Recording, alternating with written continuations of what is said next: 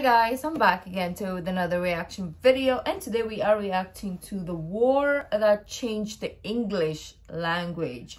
Well, this is gonna be very interesting because I want to know like what happened, why did the English language change, or how did it. I can't even speak English, so I need this really bad. So anyways, before we start, don't forget to subscribe if you haven't already. Click that bell button to get notified whenever I do upload videos. Guys, let's check this out. Possible by Skillshare. Oh. This video was made possible by Skillshare, an online learning community with over 17,000 classes in just about anything you can. Skillshare. England in the Middle Ages. The sun is shining. The birds are singing. The children are playing in the village square. What a wonderful time to be alive. Hey, you're dying of dysentery. And also we're being raided by Vikings. What an awful time to be alive. Yes. It's the year 900. Europe is a Viking's wet dream. Raids galore. Hey, you want to go raid Paris? Okay. That particular raid didn't go too well, but the king of the Franks said, you guys are pretty tough and scary. How about we give you land in northern France, and in return, you protect us from other Vikings? And it was agreed. The Vikings set up the Duchy of Normandy, and then they went full-on French, converting to Christianity, learning the language, and making babies with the locals. England also had its fair share of Viking problems. In the 800s, Danish Vikings had conquered most of the country, but the anglo-saxons eventually managed to kick them out, although they left behind a bunch of Viking settlers. Now this guy's king. He sucks. Replace him with his brother. And he was like, hey baby, how you doing? And had a son, and then turned around and was like, hey baby, how you doing? And had another son. Oh wow. And then died, and no one was sure which son to make king. This one, because he's older. Not if I have anything to do with it. That works for us too. Then he grew up and married the Duke of Normandy's daughter and had a bunch of kids. Remember this one. He's important. Then his advisors came to him and said, hey man, all those Viking settlers that are living here, they might band together and kill you. Well then, why don't we kill them first? And so it was. This pissed off the Danish king, who launched an invasion, and the Vikings conquered England once again. Then the Anglo-Saxons unconquered it, then the Vikings reconquered it.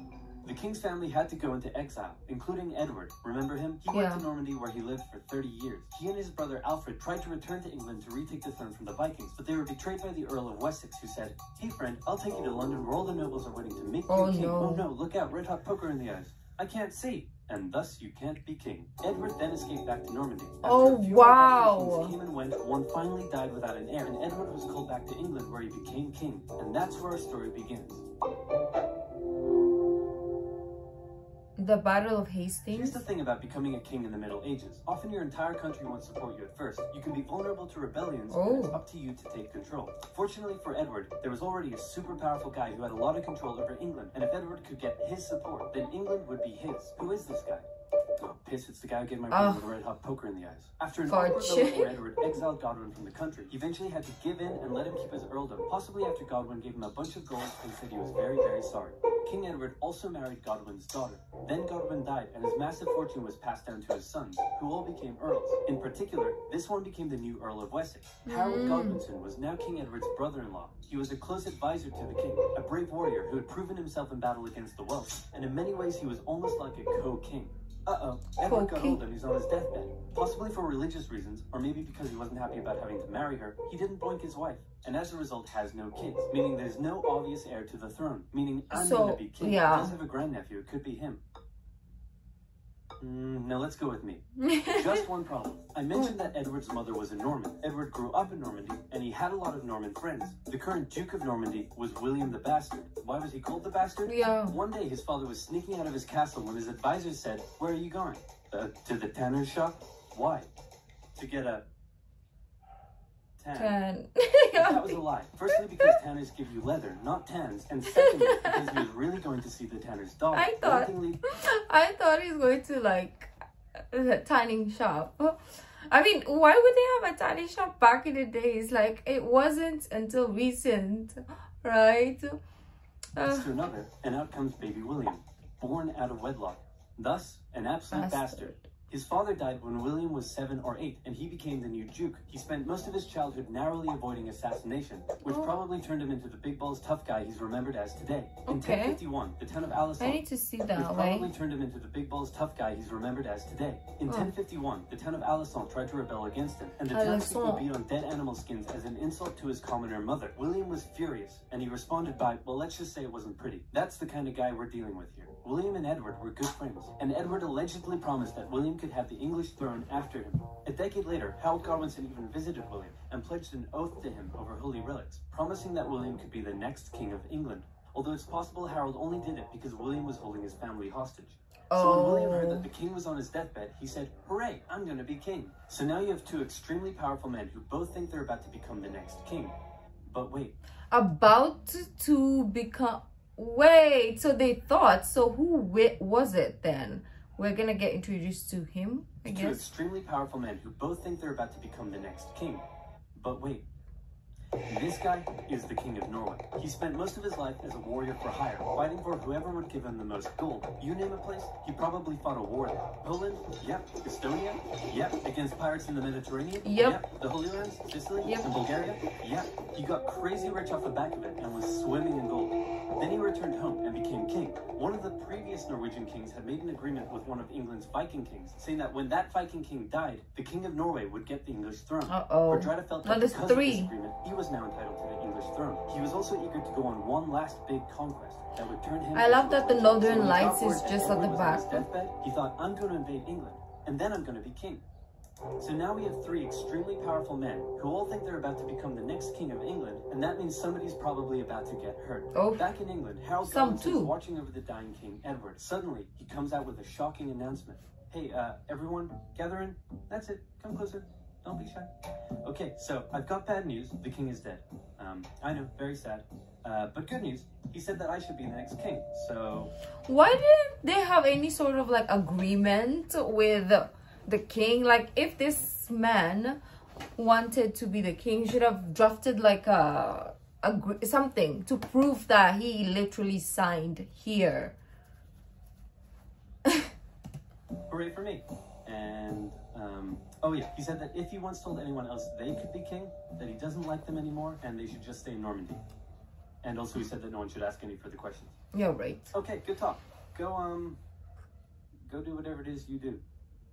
Usually it took months of preparation to crown a new king, but Harold rushed it, and he had himself crowned the same day King Edward was buried. What is this In animation? Normandy, William's advisors came to him and said, "Hey, Big Willie, bad news. Big Willie. Harold Godwinson has taken the throne." Well, it's true. He's called a big balls tough guy or something like that, right? So Big Willie suits him perfect. William's advisors came to him and said, "Hey, Big Willie, bad news. Harold Godwinson has taken the English throne." And William was furious. So he sent an envoy to Harold who said, "William says you stole the throne and demands you immediately return it to him." Let me think about that. What? Oh, okay. That was thinking. I thought my internet. Wait, I thought you were the bastard. Dude. Uncool.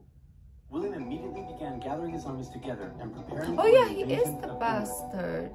Now, killing the king was generally frowned upon in old-timey Europe because they were considered to have been chosen by God himself. So back in Normandy, William had to get God on his side. He needed the Pope's blessing for his conquest. So he went to the Pope and said, "Godwinson made an oath to me over holy relics, and then he usurped the throne. Can I kill him?" Yeah, sure, why not? So the Pope gave William his blessing, meaning William now had God on his side. Everything was ready to go. Just one problem. The wind.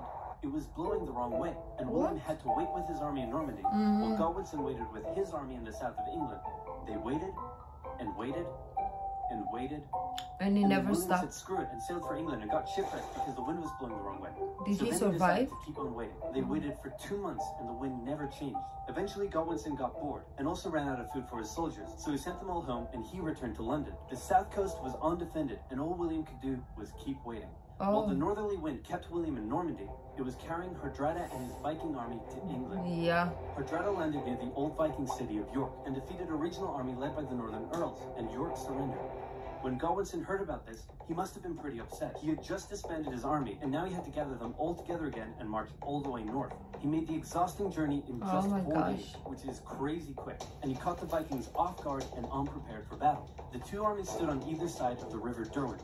Legend says that a berserker Viking single-handedly held the only bridge crossing the river, dodging arrows and fending off attackers, until some English soldiers got under the bridge in a barrel and gave him the old spear and the jewels. This gave the Vikings enough time to form a shield wall, but because they'd been caught off guard, many weren't wearing their chainmail and armor, and the English eventually defeated them, killing Hardrada, and with him, bringing the Viking era in England to an end. And what did Big Balls do? Big Willie. Oh, it changed. Finally, William's fleet of over 700 ships and 14,000 men set sail and landed on the English coast at Pevensey and set up camp near Hastings.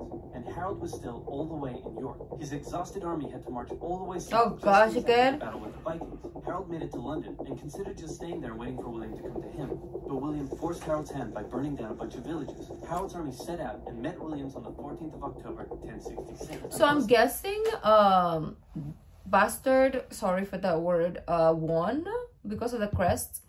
And I guess Mr. Welsh Dragon, is this Welsh or Irish? I'm not so sure anymore. But anyways, maybe he didn't. Maybe he went to find his own land. I'm not, let's see. The prepared themselves for the Battle of Hastings. The English were on a hill, so they decided to stay there because it was a good defensive position. The Normans approached, and the two sides probably spent a while yelling at each other. Normandy. The Normans had a few tactical advantages over the English. The first were the archers. The Normans sent volley after volley of arrows at the English, who formed a shield wall in defense. Then William sent his infantry up the hill. The English threw anything they had at them, and the Normans Then the Normans' next tactical advantage came into play. William sent his cavalry up the hill, but even they struggled to break through the shield wall defenses. Wave after wave, infantry and cavalry they strong. Harold knew all he had to do was let the Normans exhaust themselves, and he would win. But then something a bit strange happened. It's possible the Normans incorrectly believed William had been killed. Maybe they lost their will to fight against the shield wall, or maybe it was an intentional deception tactic.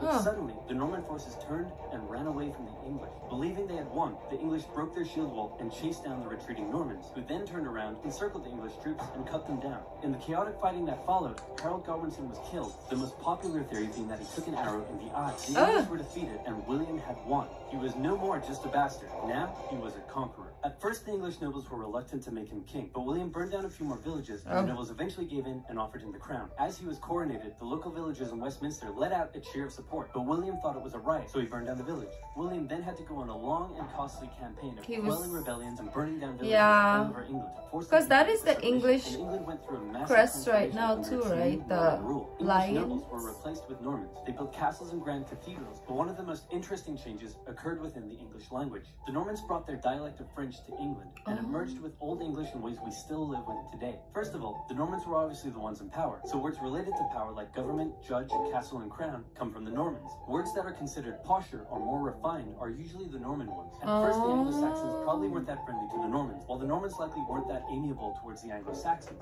An Anglo-Saxon might come into a room, but a Norman would enter into a chamber. An Anglo-Saxon might buy themselves a shirt, while a Norman would purchase a blouse. And while that filthy peasant's new shirt may be fair, oh, I see now. Okay. So English did change. If not for the Normans, English would be... It will be like the standard American English, I believe, because shirt and then now blouse and then trousers, right? Shirt, while the Norman would purchase a blouse.